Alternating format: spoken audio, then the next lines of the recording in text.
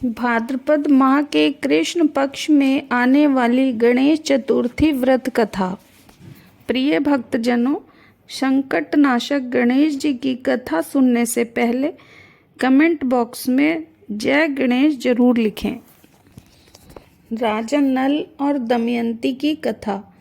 जग जननी पार्वती जी ने गणेश जी से पूछा, हे वत्स गणेश, भाद्रपद माह की कृष्ण पक्ष की चतुर्थी को संकट नाशक चतुर्थी कहा गया है, अतः उस दिन का व्रत किस प्रकार किया जाता है, आप विस्तार से यह सब मुझे कहें।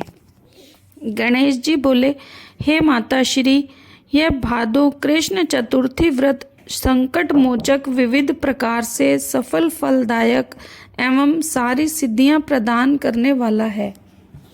यह व्रत पहले बताए गए उपवासों की भांति ही किया जाता है, परंतु इसमें आहार संबंधी कुछ विशेषताएं हैं, उन्हें बतला रहा हूँ। श्री कृष्ण भगवान ने कहा, हे धर्मराज, तब अपने पुत्र की बात से हर्षित हो पार्वती जी ने कहा, हे पुत्र, आहार एवं पूजन में क्या विशेषता है, उसे कहिए। गणेश जी बोले, हे माता श्री, गुरु द्वारा बतलाई गई विधि से इस दिन श्रद्धा भाव से पूजा अर्चना करनी चाहिए। 12 मासों में अलग अलग नामों से गणेश जी की पूजा करनी चाहिए। चैत्र मास में श्री विनायक की, बैसाख मास में एक दंत की, ज्येष्ठ मास में कृष्ण पिंग की, आषाढ़ मास में गजानन की, श्रावण मास में लंबोदर की, भाद्रपद मास में भालचंद्र की, क्वार मास में हेरंब की, कार्तिक मास में विकट महाराज की, पौष माह में वक्रतुंड की, माघ मास में आखुरथ की और फाल्गुन मास में विघ्नराज और गणाधिप की। प्रत्येक माह में कृष्ण चतुर्थी को प्रातः नित्य क्रम से निवृत्त हो व्रत का संकल्प करें और रात्रि को पूजन और कथा श्रवण करें। प्राचीन काल में एक यशस्वी एवं प्रतापी राजा नल हुए। उनकी रूपवती रानी का नाम दमयंती था। एक अवसर पर श्रापग्रस्त होने से उन्हें अपना राजपाट छोड़ वन वन भटकना पड़ा और पत्नी बिछोह सहना पड़ा, तो दमयंती ने यह गणेश चतुर्थी व्रत किया। जग जननी पार्वती ने पूछा कि हे पुत्र, दमयंती ने किस विधि से इस व्रत को किया और किस प्रकार व्रत के प्रभाव से 3 महीने के अंदर ही उन्हें अपने पति से मिलने का संयोग प्राप्त हुआ। इन सब बातों को आप बताइए।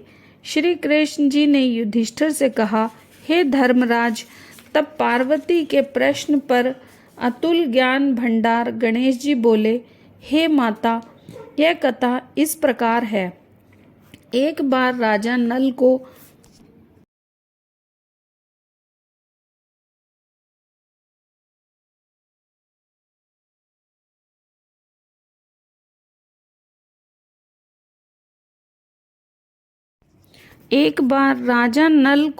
घोर आपदाओं का सामना करना पड़ा। हाथी खाने से हाथी और घुड़साल से घोड़ों का अपहरण हो गया। डाकुओं ने राजकोष लूट लिया और अग्नि की ज्वालाओं में घिरकर उनका माल भस्म हो गया। राज्य को नष्ट करने वाले मंत्री लोगों ने भी साथ छोड़ दिया। राजा जुए में सर्वस्व गंवा बैठे। उनकी राजधानी भी उनके हाथ से निकल गई। सभी ओर से निराश और असहाय होकर राजा वन में चले गए। वन में रहते समय उन्हें दमयंती के साथ अनेक कष्ट झेलने पड़े। इतना होते हुए भी उनका रानी से वियोग हो गया। तदोपरांत महाराज असहाय हो एक घुड़साल में सईस की नौकरी करने लगे। राजकुमार और महारानी दमयंती भी बिछुड़कर अन्यंत्र नौकरी करने लगे। जो किसी समय राजा, रानी, राजपुत्र कहे जाते थे, वे ही अब भिक्षा मांगने लगे। तरह तरह के रोगों से पीड़ित होकर एक दूसरे से बिछड़कर कर्म फल को भोगते हुए दिन बिताने लगे। एक समय की बात है कि वन में भटकते हुए दमयंती ने महर्षि शरभंग के दर्शन किए।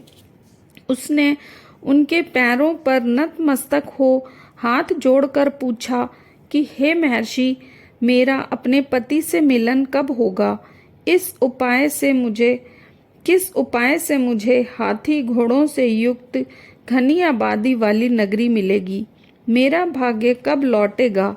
हे ऋषिराज, आप कृपा पूर्वक बतलाइए। श्री गणेश जी कहते हैं कि दमयंती का यह उत्तम प्रश्न सुनकर शरभंग मुनि ने कहा कि हे दमयंती, मैं तुम्हारे कल्याण की बात बता रहा हूँ, सुनो। इससे घोर कष्ट का नाश होता है, सब कामनाएं पूर्ण करने वाला एवं शुभदायक है। भादो मास की कृष्ण चतुर्थी संकट नाशन कही गई है। इस प्रकार नर नारियों को एक दंत गजानन की पूजा करनी चाहिए। भादो मास की कृष्ण चतुर्थी का व्रत एवं पूजन विधि पूर्वक करने से ही हे पुत्री, तुम्हारी संपूर्ण मनोकामनाएं पूरी होंगी। 7 महीने के अंदर ही तुम्हारा पति से मिलन होगा। यह बात अवश्य भावी है, इसे निश्चिंत जानो।